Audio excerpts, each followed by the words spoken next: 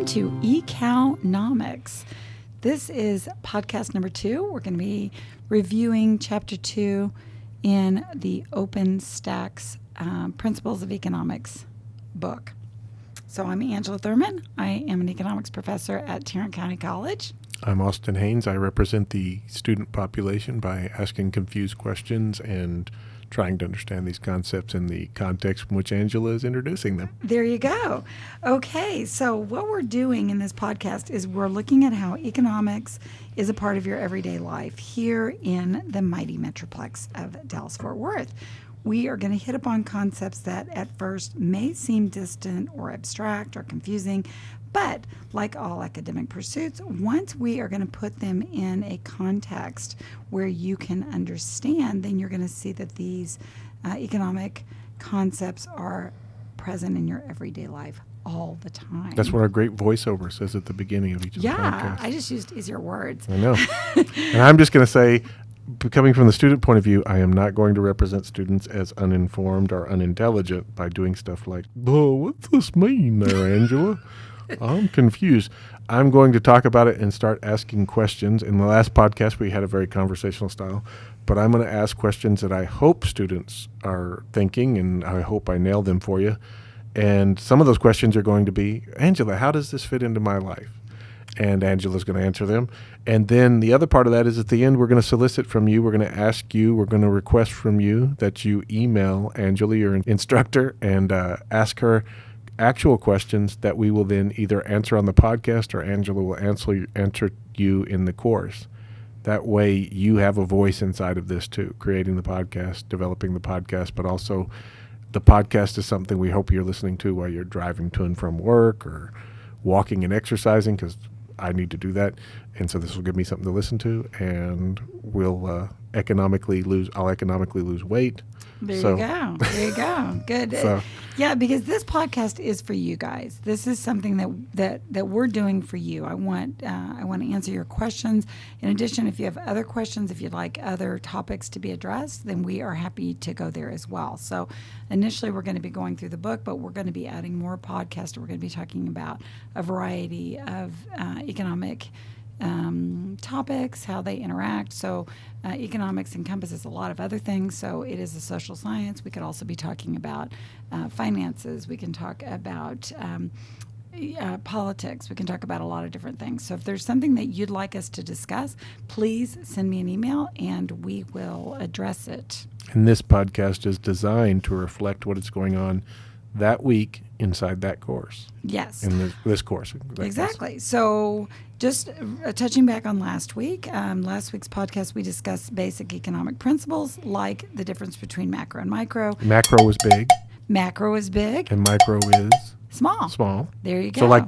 So like going back again, if I'm looking at the Earth, then we could say the Earth is macro and the United States in comparison is micro. But if I look at the United States, I could say the United States is macro. And then that would make Texas micro. And if I looked at Texas, I could say Texas is macro. And Fort Worth is micro. And if I say Fort Worth is macro, then I could say 76114 is micro. And if I said 76114 is micro, then I could say macro, which is the big one. Macro big, micro small. Yes. So if I said 76114 is macro, then I could say 114 Elm Street is micro.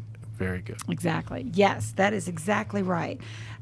We also talked about the various types of economies. We talked about the command economy or socialism. We talked about a market system. We talked about a traditional economy. And we decided that our system here in the United States is a mixed economy, meaning we have elements of both the market system, but we also as a society have chosen to allow the government to allocate certain resources like education and medical services for the good of all. We also introduced the concept of scarcity, which is the entire reason we have economics. If there were no scarcity, we wouldn't have to make choices. So let's see, what else did we talk about? We talked about diminished marginal utility. Marginal utility, that was, I ate the first taco, I liked it. I ate the second taco, I liked it, but not as much as the first taco. I ate the third taco, and I thought, maybe that's enough tacos for tonight. And then they said, but what if we sell you one for a half or 1/4 the price? And I said, I'll take it at 1/4.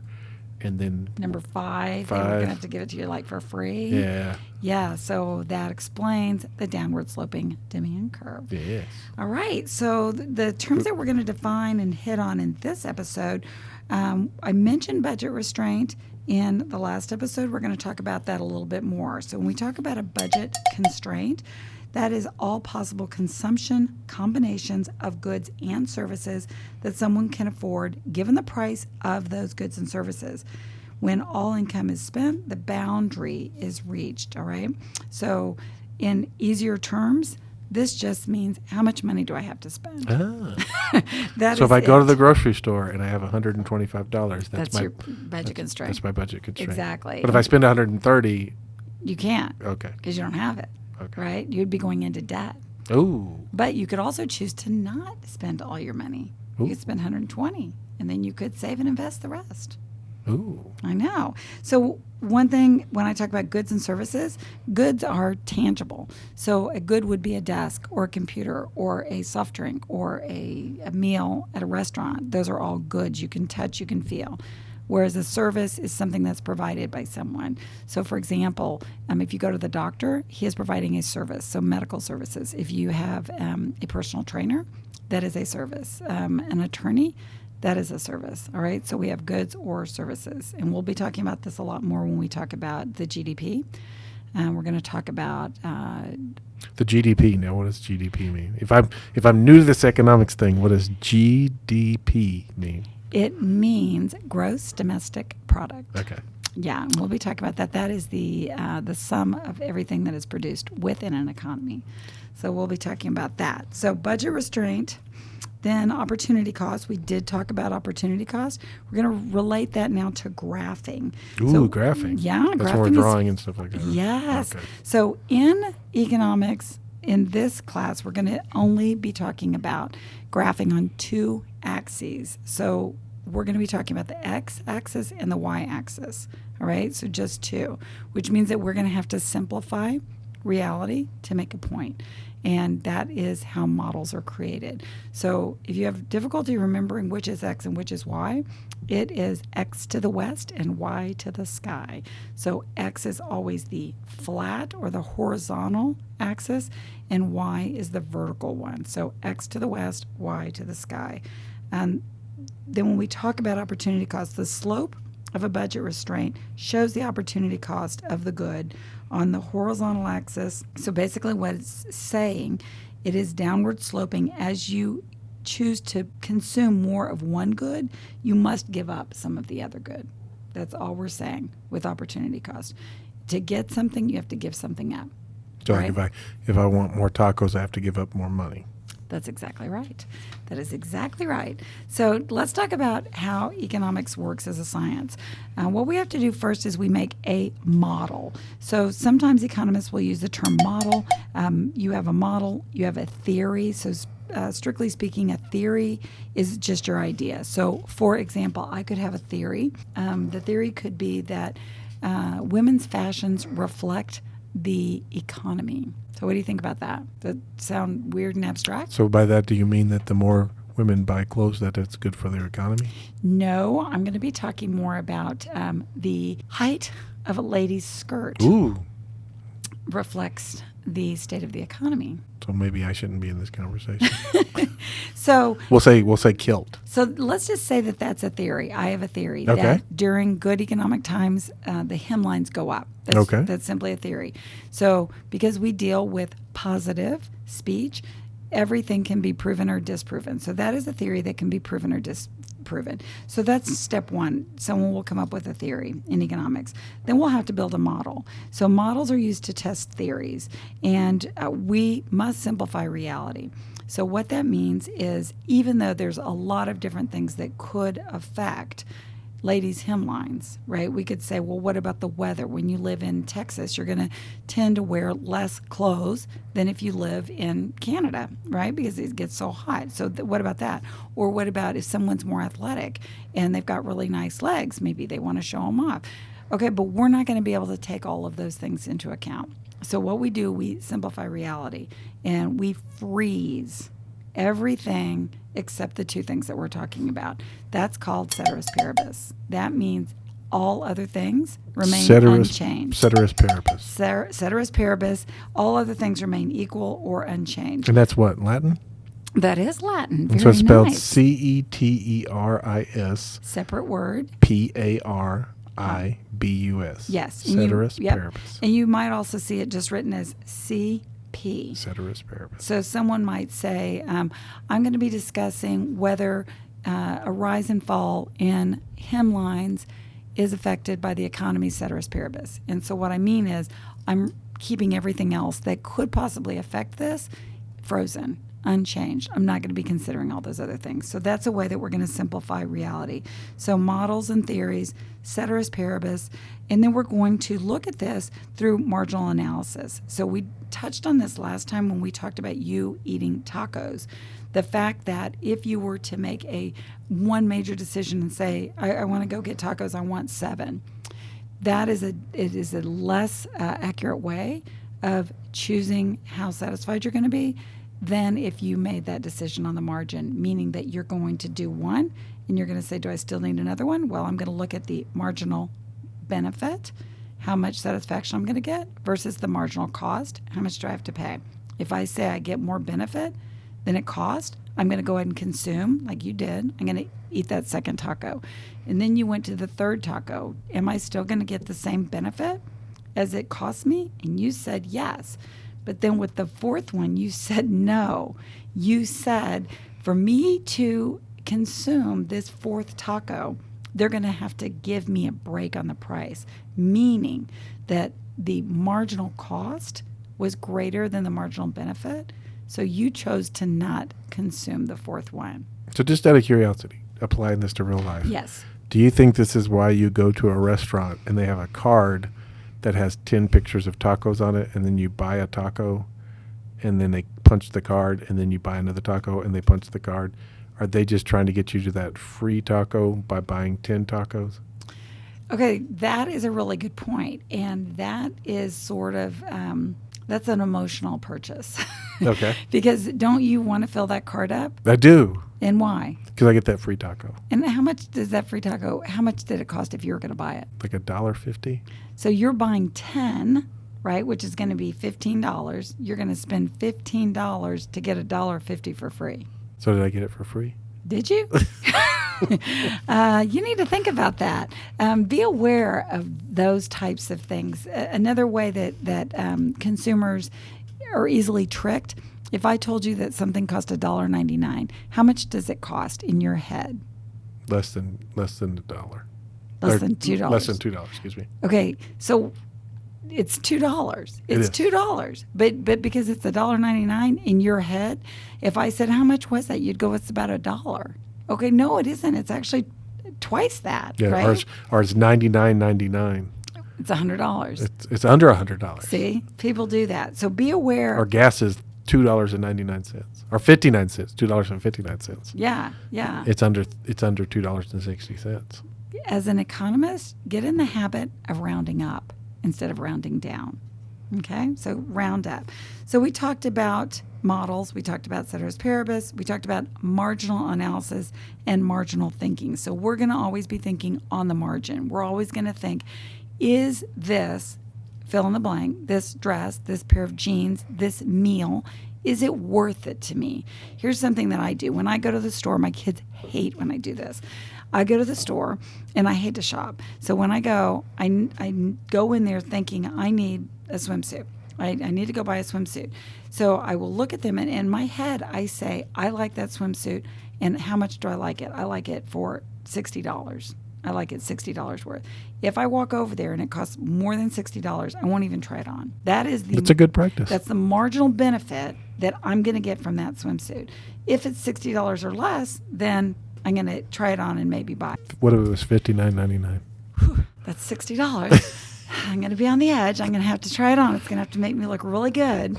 So that is what you should always be doing. And that will prevent you from making emotional buying decisions. All right. So that is thinking on the margin. Is that going back to our idea of, does that kind of fall into budget restraint? Are we clear? Yeah. That's the restraint part, not the constraint part. Right. Because the Restraint is us acting upon our intellectual idea that we're not going to spend more than $60. Right. And that's going to make me get on my little soapbox about credit cards. So I want all of my students, this is your mother speaking, credit cards are the devil, okay? The devil's sitting in your pocket.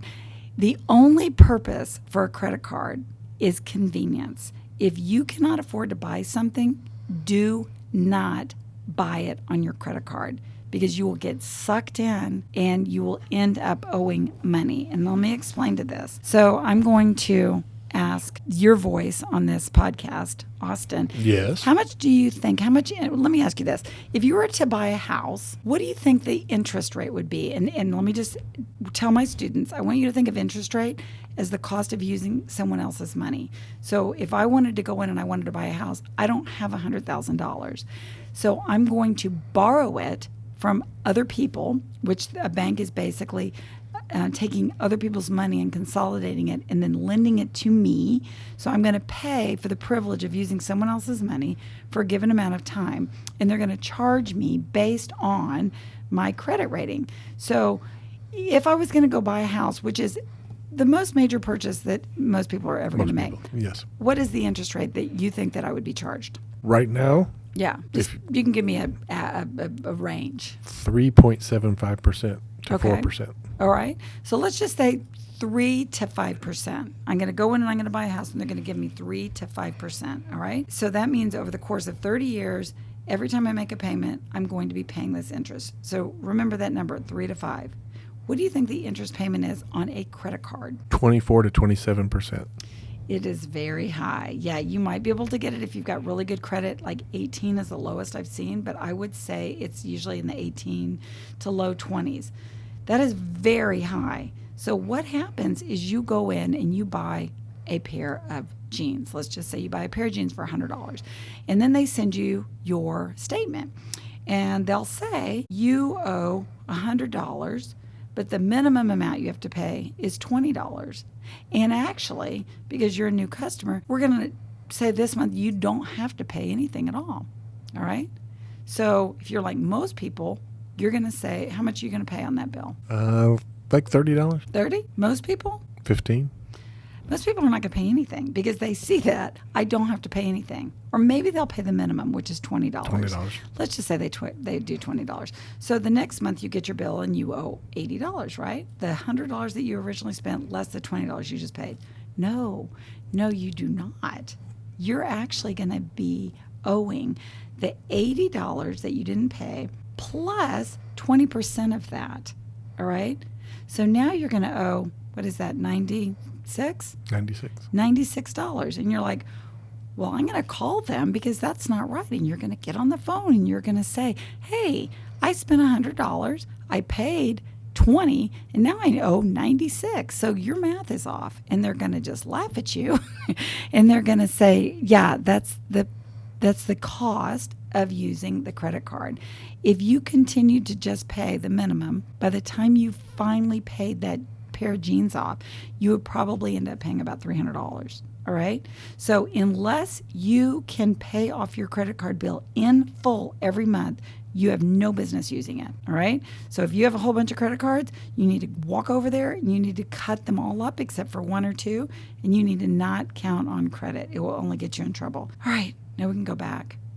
So Austin's cutting up his credit cards right now. Right now. All right. So we're going to move on and we're going to talk about the PPF. PPF. The PPF. Oh, the stuff you put on for when you're in the sun. No, that's SPF. Okay. This is the Production Possibilities Frontier, PPF. Production Possibilities Frontier. Yes. So this According to the book. Yes. I want to read the book's definition. Tell me. A diagram that shows the productively efficient combinations of two products that an economy can produce given the resources it has available. PPF, straight line versus bowed outline. What's the difference? All right. So first, Or bowed outline, sorry. Bowed it's outline. a PPF is a graph. So it's going to be. This is the wide of the sky thing, right? It's the, yep. So you're asking us to imagine in our brain there's a straight line up and down the middle of the page going from the Yep. top to the bottom, and then another straight line intersecting it right in the middle, Yep. going from side to side. Yes. Yes. So if you were looking down at a piece of paper, it would be the left-hand margin all the way down to the bottom of the piece of paper, and then the piece of paper all the way over to the right. So it looks like a backwards L. Yes, it looks like a backwards L, and then there is a line going from the vertical down at a downward sloping angle to the horizontal. All Or is right? that a correct L? I'm sorry, that's a correct L, correct? Yeah, it is. Sorry. Yeah, it's a correct L. So it's an L with a downward sloping line in there. So that downward sloping line in this example is the PPF. It is the production possibilities frontier. We would take any two products, and one would be on the x-axis and one would be on the y-axis. And the downward sloping line shows us that there are opportunity costs or trade-offs associated with consuming one of the two products more. If I wanted to let's just say that they are hamburgers and hot dogs. If I wanted more hot dogs, I would have to give up some hamburgers and vice versa. So we're going to be using the PPF to discuss the budget constraint of an economy. So the budget constraint of the United States. And you might say, well, that doesn't make any sense because there's more than two products. And that is true, but I would tell you to go back to when I talked about models. We're going to be simplifying reality in order to prove a point. So when we talk about the PPF, everything that is along the PPF is possible and efficient. Everything that is within the PPF is possible but not efficient. And everything that is outside of the PPF is not possible with the current mix of resources. And remember, what are our resources? Land, human resources, Labor capital, and entrepreneurial. entrepreneurial. Land, labor, capital, entrepreneurial. So using the resources that we have available, what can we produce? That's basically what the PPF is. And then as far as what is efficient, everything that is on the line is efficient, but the model does not tell us which point is the best. It just tells us that all these points are possible. All right? So that is the PPF, and that is production efficiency. Let's see. Now we're going to talk about comparative advantage. So maybe let's give them a really, because you mentioned hamburgers and examples. Okay. Or hamburgers and hot dogs, excuse me. And right now, as a student, I would say, okay, I kind of understand, but let's do a really, really simple example. So like in my house, we're a dog family. Okay. And so we could have 2 cats for every dog. 2 cats. Okay, so I'm drawing a graph right now. So on my upward sloping line, that's going to be cats. Okay. And on my horizontal line, that's going to be dogs. And you're telling me that I could have 2 cats for every dog? 2 cats for every dog. So that means that I could have 20 cats or I could have 10 dogs. 10 dogs. All right, so I'm going to write 20 on my vertical axis and 10 on my horizontal axis, and I'm going to connect those 2 points. That tells me my trade-off.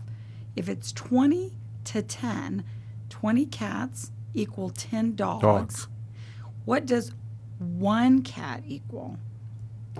20 cats equals 10 dogs. So 2 cats equals half a dog.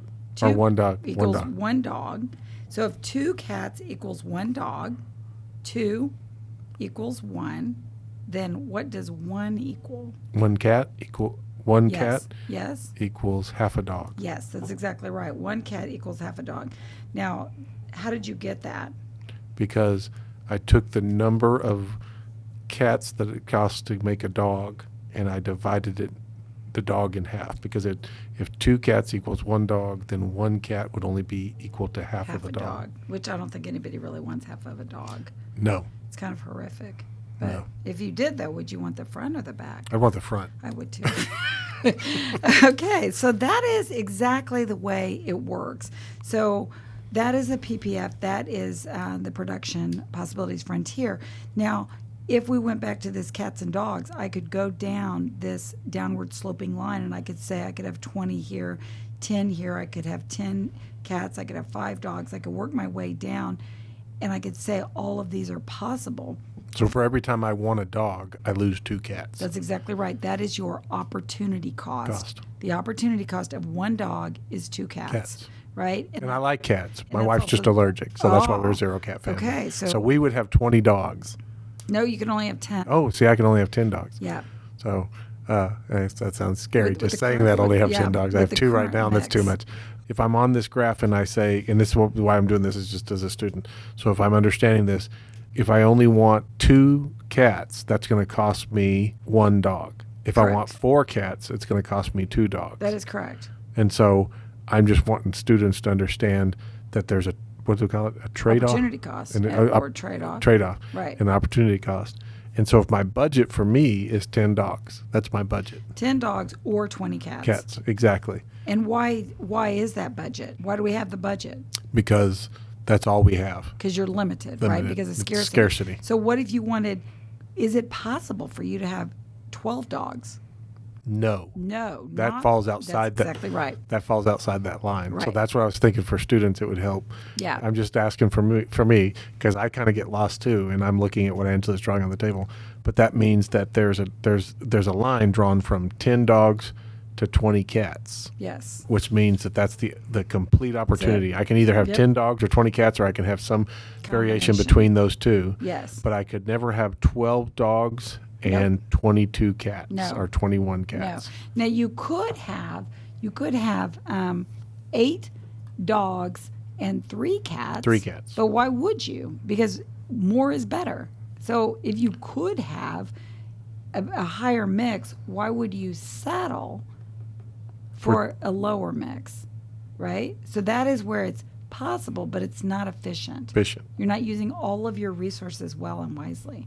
So we're going to just assume that most people are going to want to consume at the maximum point that they can consume. So that is the PPF. And what we do on a micro basis, we're going to expand to say that the entire economy wants to do on a macro basis. We're making the assumption that the entire economy is going to want to buy the most amount of something that they can do. Yes. Okay. Yes. All right. So when we talk about allocative efficiency, that means that is the particular mix of goods and services that a society produces. That means that is what we as a society desire. All right. So like iPhones, going back to iPhones. That's exactly right. So what we choose to produce. Then we're going to talk about comparative advantage and absolute advantage. And this is important in many, many ways. And one area that it's very, very important, and we'll bring it back to this, is when we start talking about trade. So absolute advantage simply means that one party has the ability to produce more than another party, period. That's it. I can do this better than you. I am better than you at tennis. I have an absolute advantage. You're better than me at drawing. You have an absolute advantage, all right? So some countries have an absolute advantage in production of various things. Like oil. Oil, like steel, like wine, right? Like beef, like wheat, whatever. So that's all it means is one country, one economy can produce something better than another economy, all right? And that's absolute.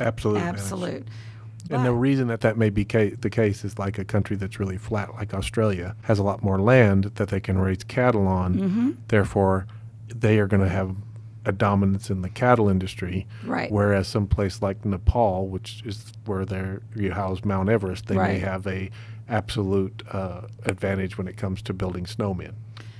Absolutely. Not to diminish Nepal right. or climbing Mount Everest, but we could also use this for people. So I could say that Serena Williams has an absolute advantage over me in tennis, right? There is no way that I could ever approach her skills.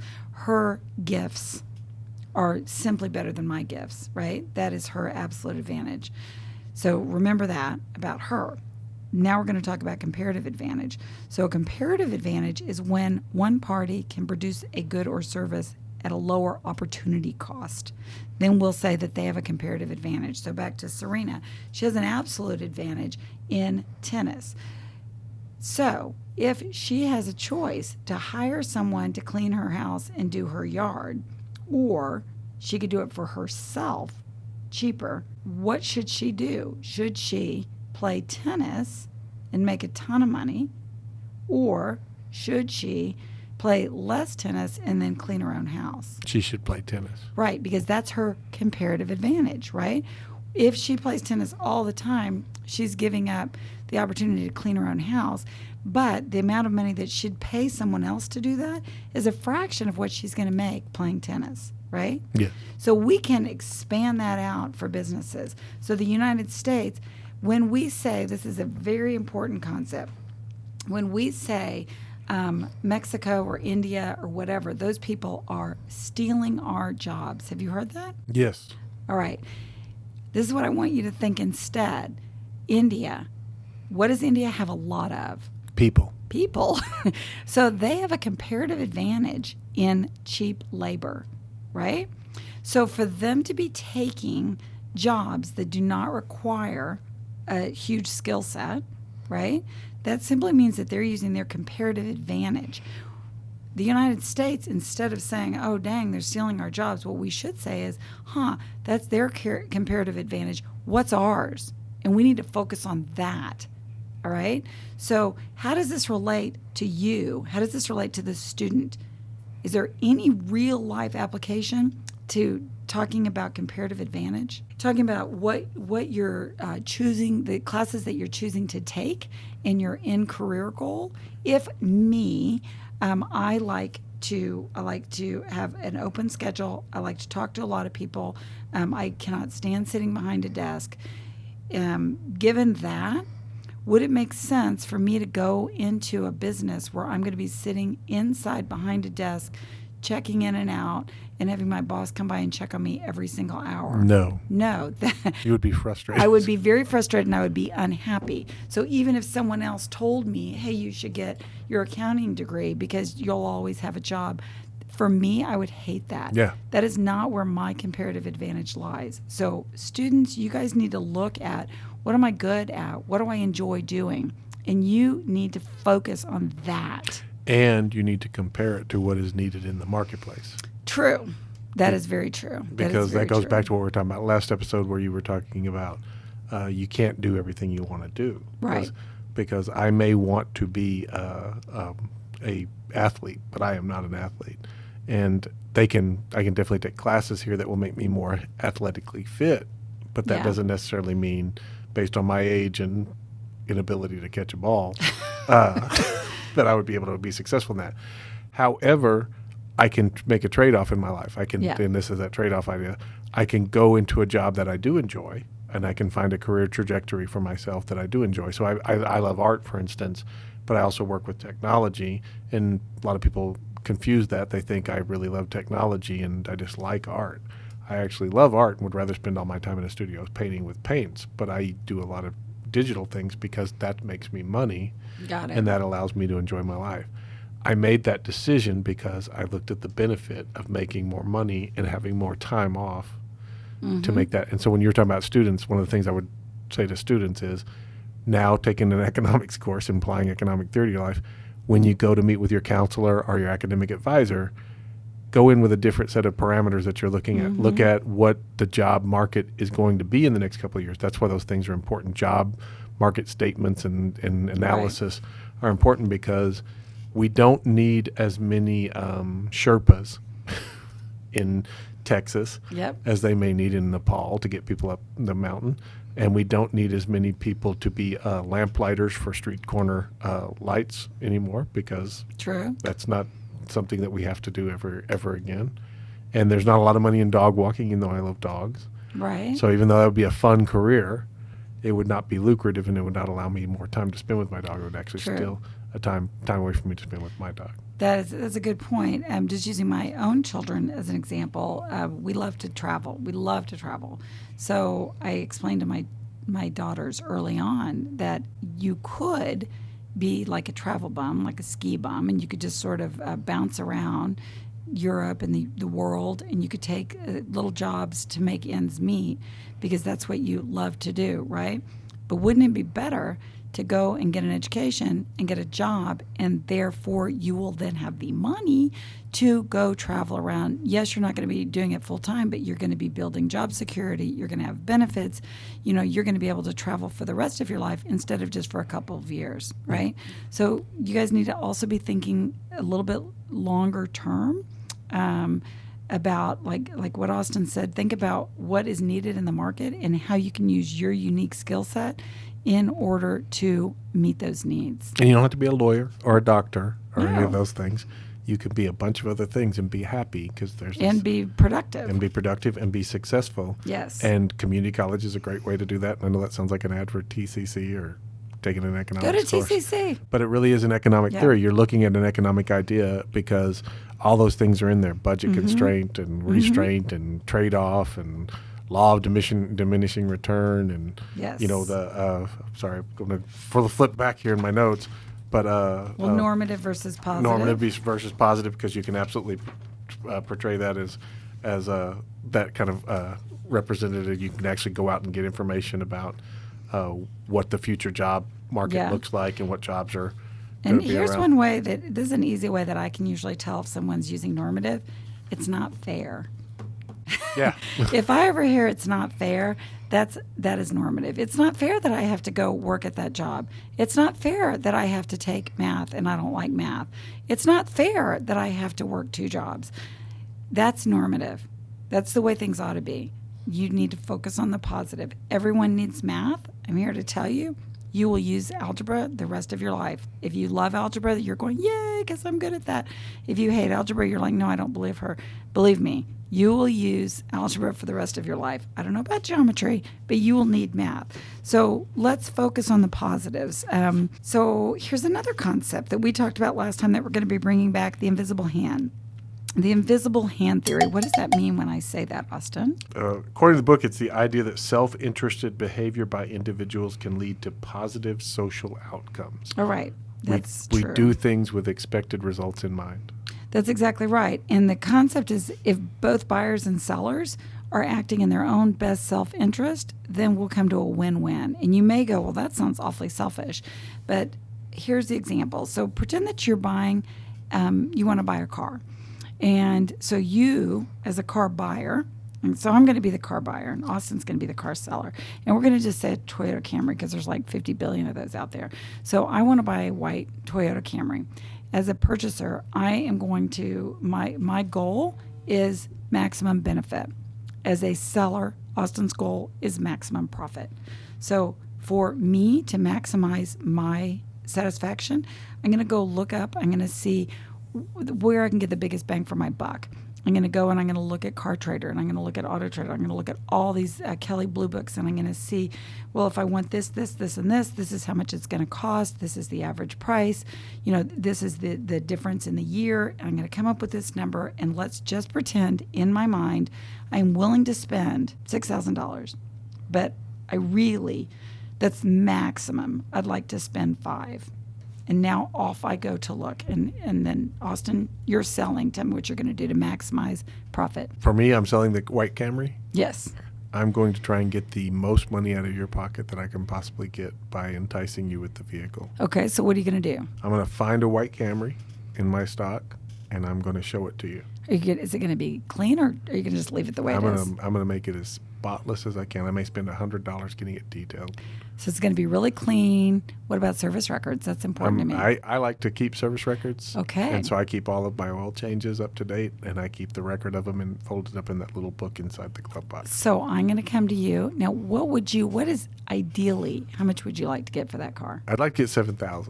You'd like to get $7,000, but what will you take? Somewhere between $6,000 and $6,500 would be probably Okay. my bottom line. Okay, so you're low. The lowest you want to go is 6. 6. And that's the highest I want to go.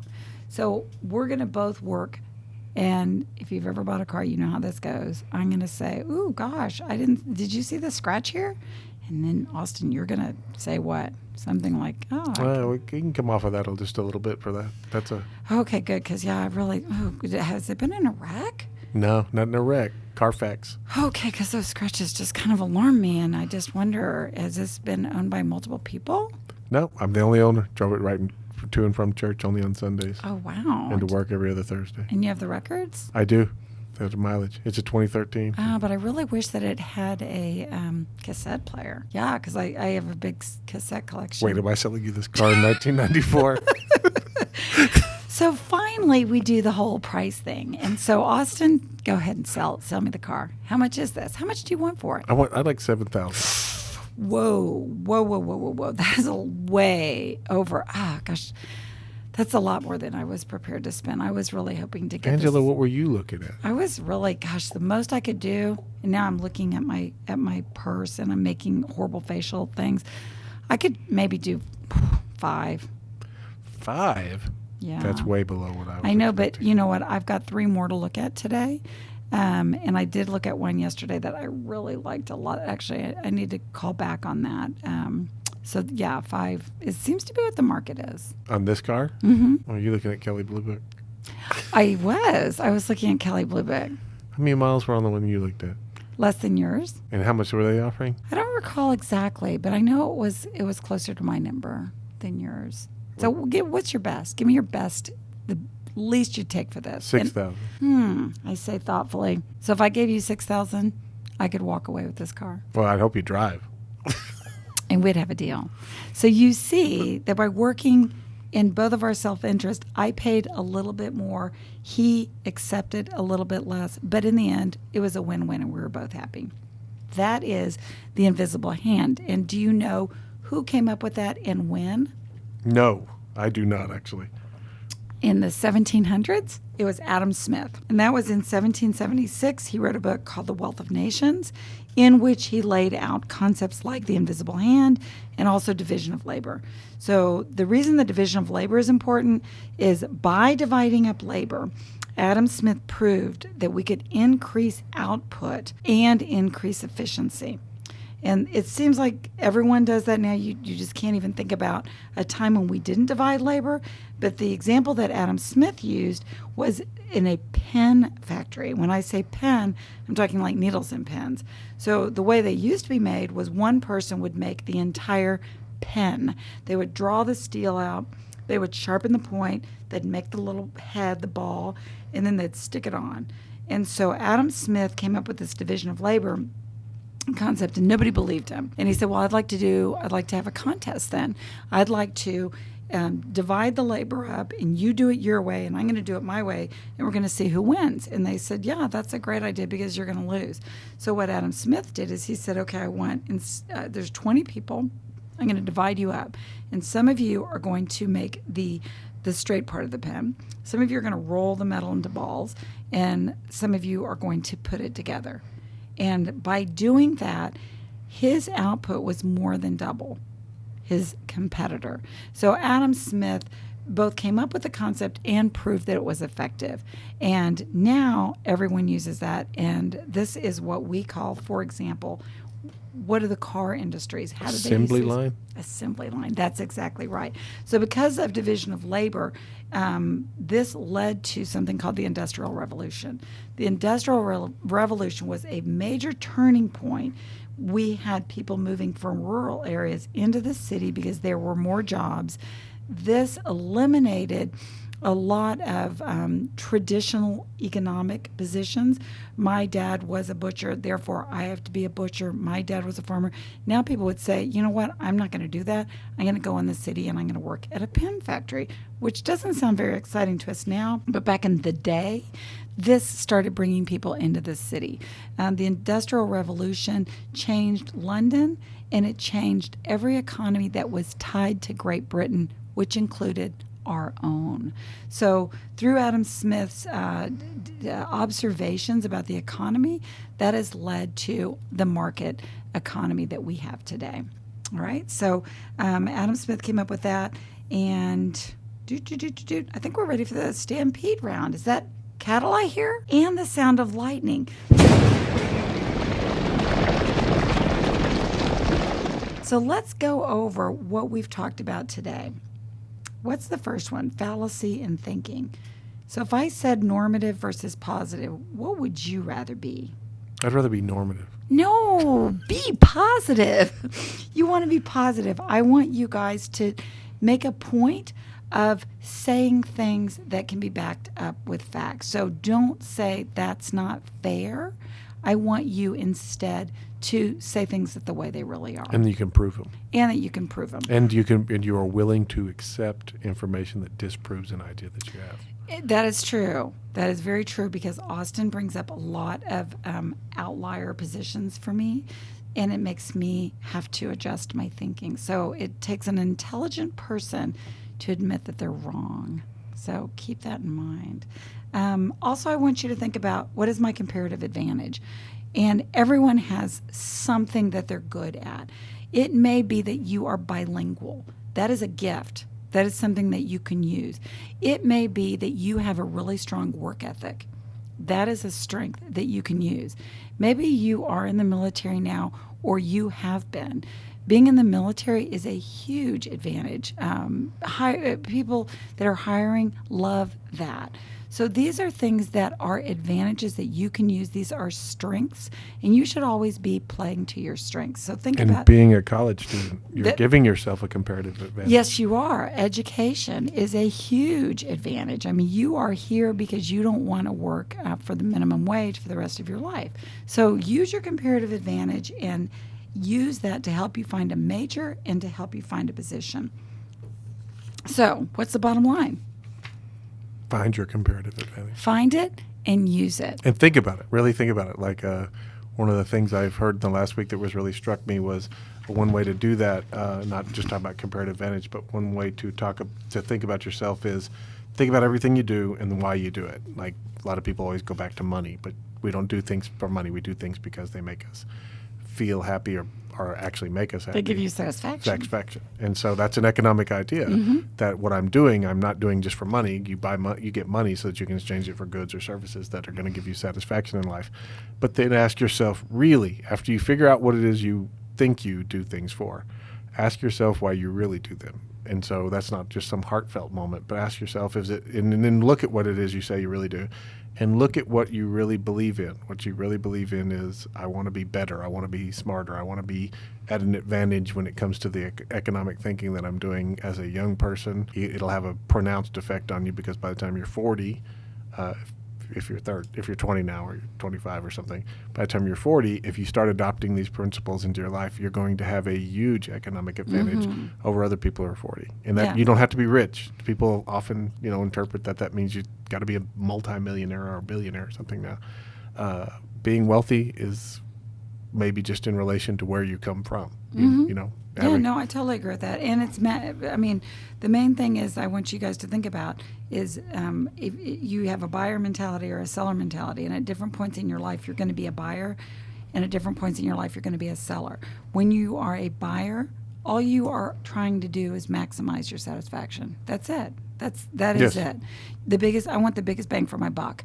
If you're a seller, you're trying to maximize your profit. So that can also be used if you know what someone's motivation is. Don't get sucked in by someone that says, oh, I'm going to do this for you because, I feel sorry for you, or because I want to help you, or I want to help the economy, or I want to help society, or I want, I'm going to be, it's the green effect. People can say all that stuff, but the bottom line, anybody that is selling anything, their motivation is profit. That's it.